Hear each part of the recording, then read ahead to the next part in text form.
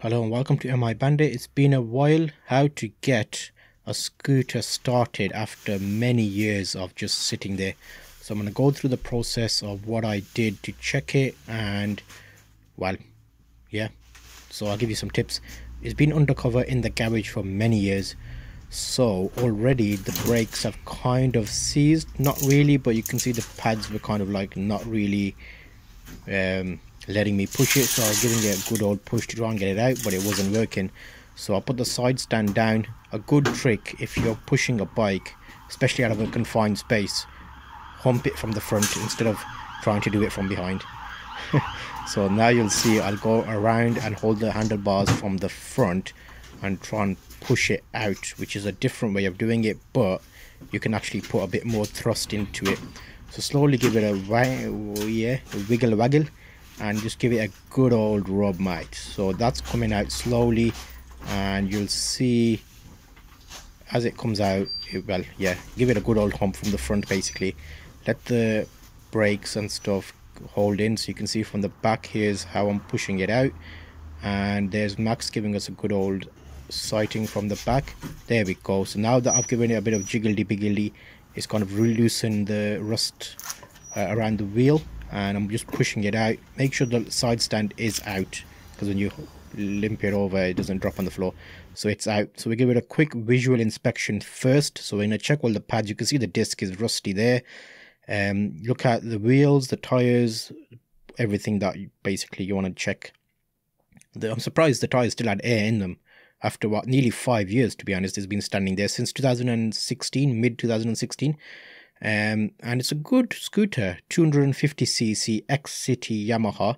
Just checking the pads there. I knew I changed the rear pads, but I don't think to change the front pads, which is why the front ones didn't stick as much, because the back ones would have been new.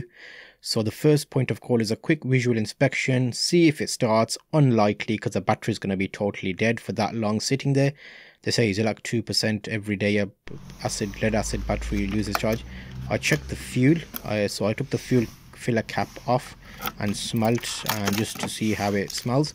I checked the oil, so dipstick, had a look at that. I will need to change that at some point. Obviously I took the battery out and left it on charge for 24 hours. Here's the manual that I was looking at just to see when the last time was. So it's about mid 2016 the last MOT ran out, and I know I didn't ride it for winter, so it's parked up. So right now I have a couple of trickle chargers on. Lidl make a trickle charger, which I saw, and I thought, you know what, I'll buy this and let me see if I can get my bike running again. So that's this one here, and it's a piece of junk. Don't buy it. The reason for that is if your battery is totally dead, it does not charge it from dead.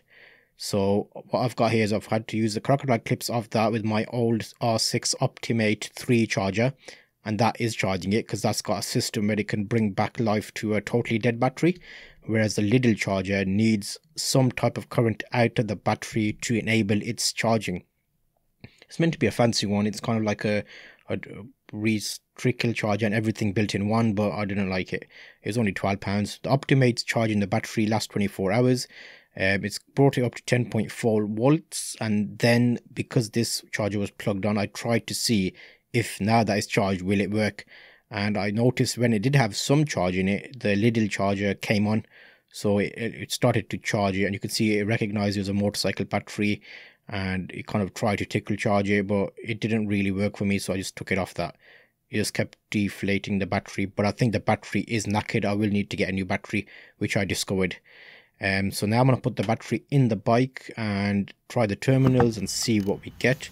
I've got a multimeter, so I'm going to check what wattage is coming out of the battery, just to see if it's giving me enough to start the bike, because the bike was totally knackered, as in dead, no power at all. And I discovered when I did the multimeter test, it was only giving me about 3 or 4 volts, which is not enough at all.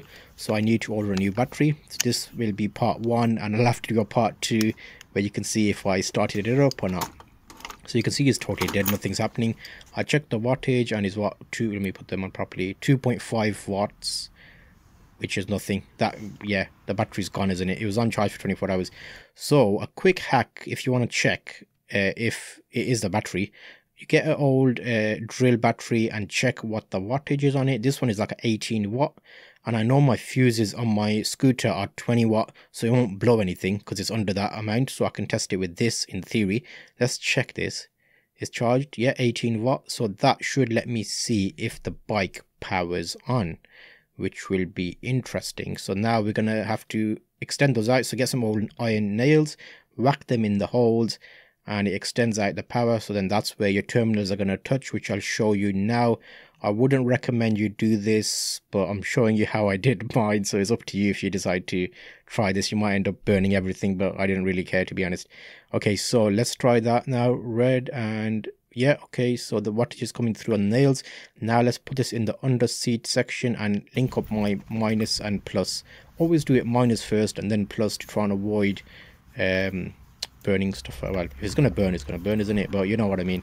Okay, so here we go. Whack this on there, and then whack the other one. You'll see a power come through, which is great. So my indicators came on, my horn came on, and that gave me hope that, you know what, we are on the right track.